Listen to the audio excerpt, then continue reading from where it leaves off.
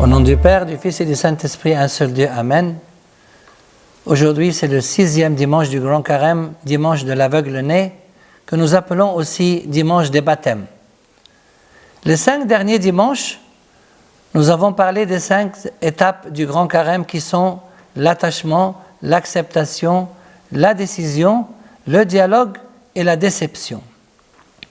Aujourd'hui, le dimanche de l'aveugle-né, nous allons parler de la 6e étape du Grand Carême qui est la cécité. La situation de l'aveugle-né peut sembler encore plus difficile que celle du paralytique, car cet aveugle est coupé du monde depuis sa naissance. Il n'a pas connu la grâce de la vue, et ceci peut-être pendant une période de temps supérieure à 38 ans. Et quoique Jésus l'ait guéri, les méchants ne l'ont pas laissé tranquille. Ils ne se sont pas réjouis de sa guérison, au contraire, ils ont renoncé à ce miracle en prétendant que celui qui l'avait guéri était un pécheur. L'évangile de l'office de la Sainte Liturgie, Jean 9, nous parle de l'aveugle-né.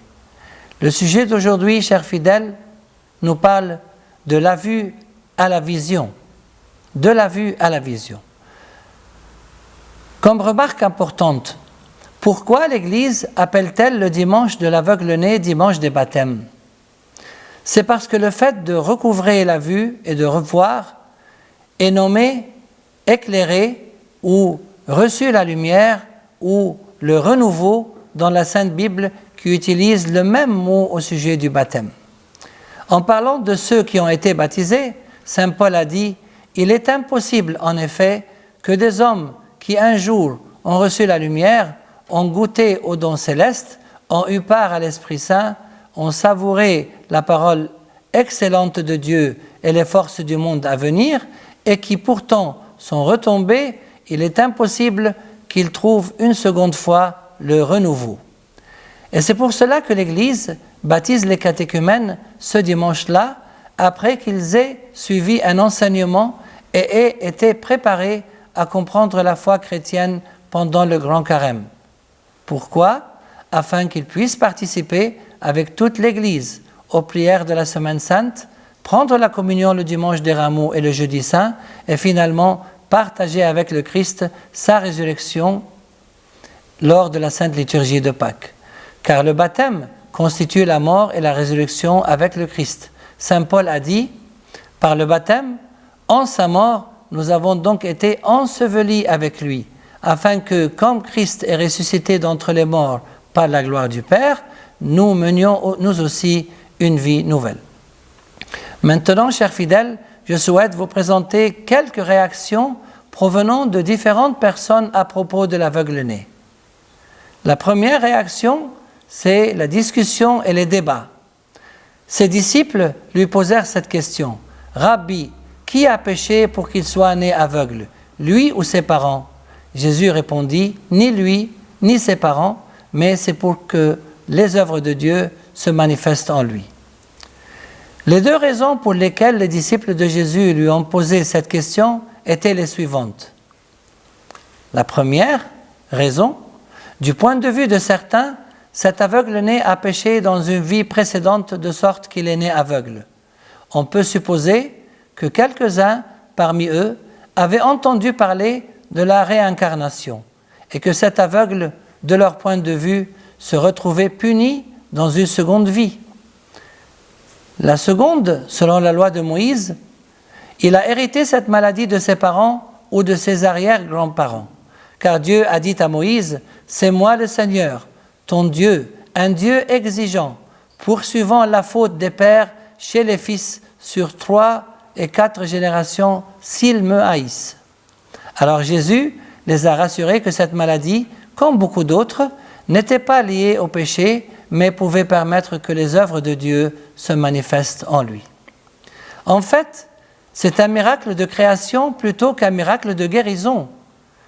Ayant ainsi parlé, Jésus cracha à terre, fit de la boue avec la salive et l'appliqua sur les yeux de l'aveugle.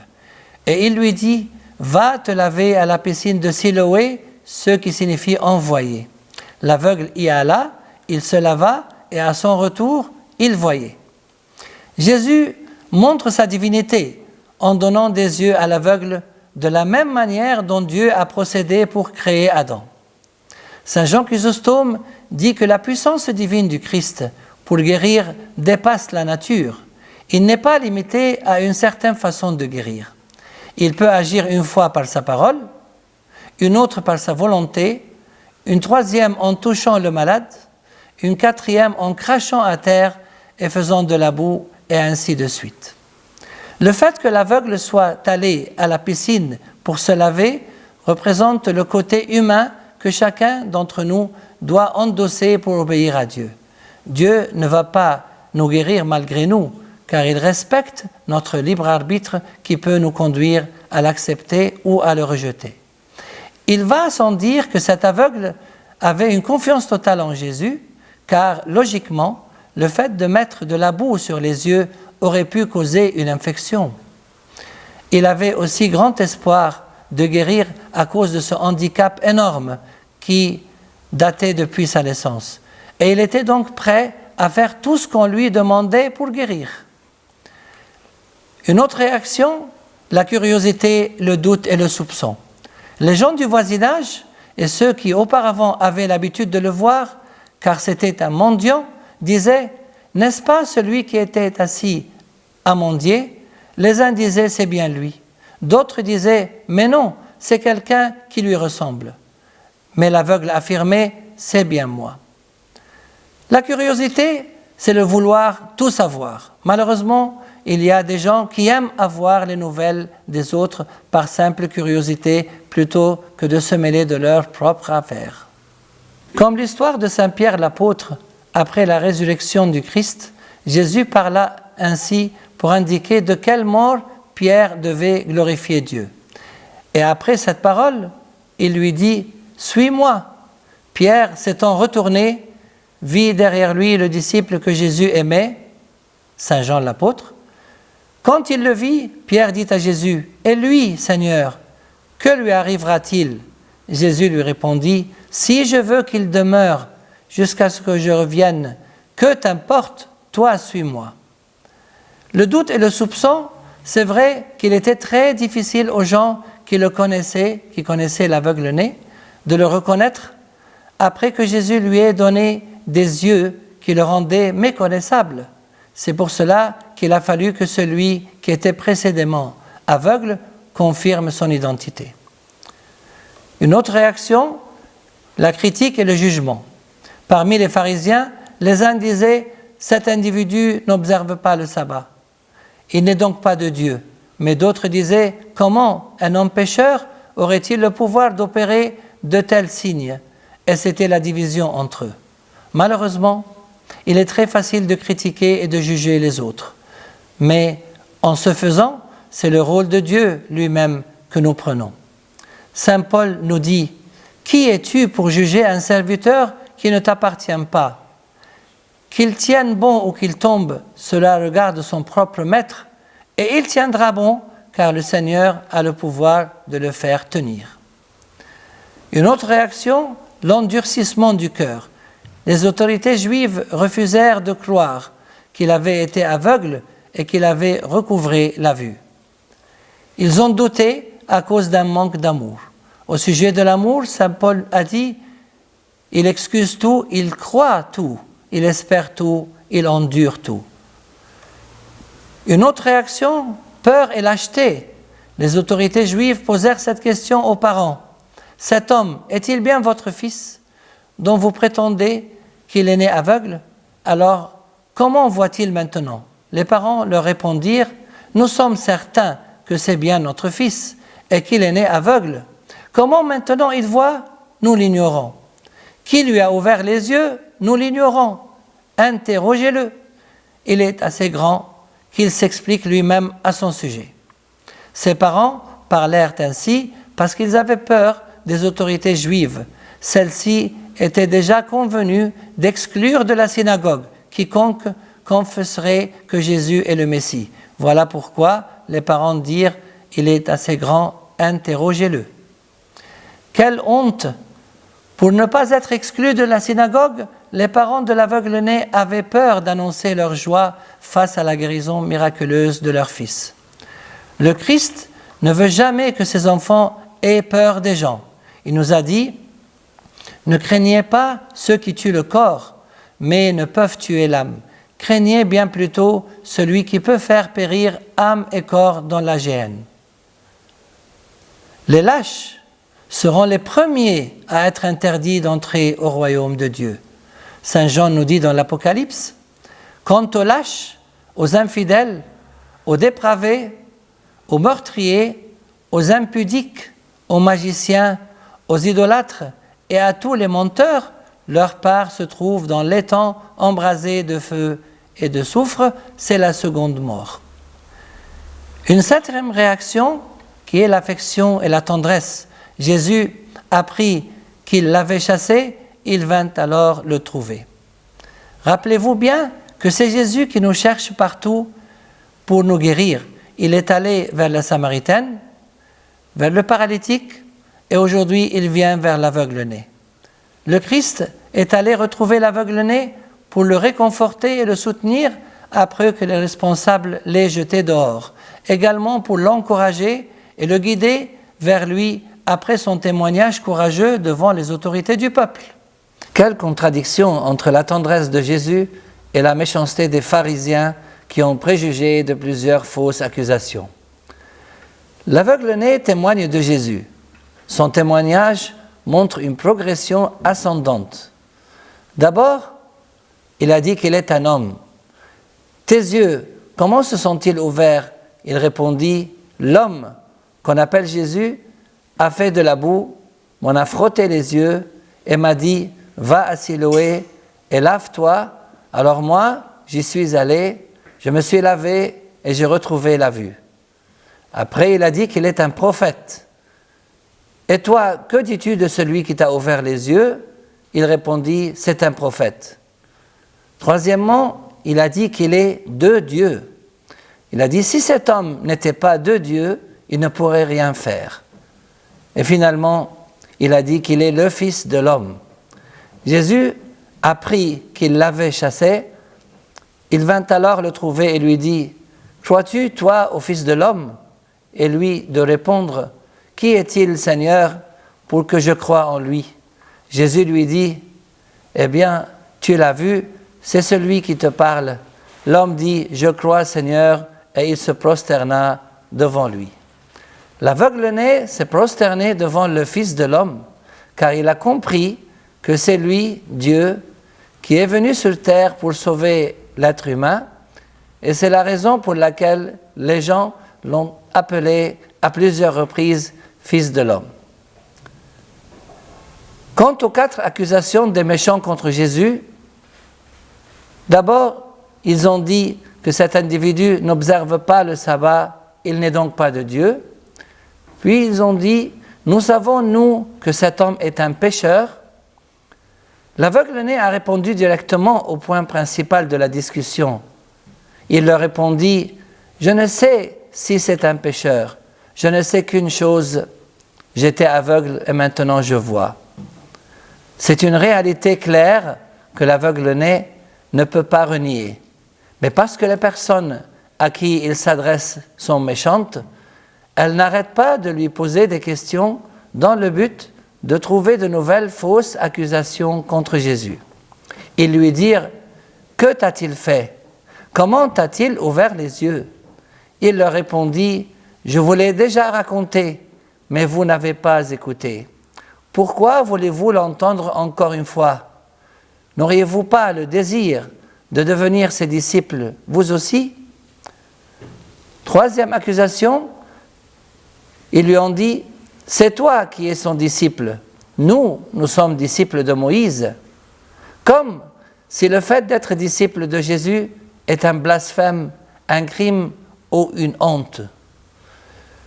Quatrième accusation, ils lui ont dit, « Nous savons que Dieu a parlé à Moïse, tandis que celui-là, nous ne savons pas d'où il est. » C'est une accusation indirecte qui signifie que Jésus, qui a guéri l'aveugle-né, ne vient pas de Dieu, et donc, de leur point de vue, il est peut-être l'allié du diable.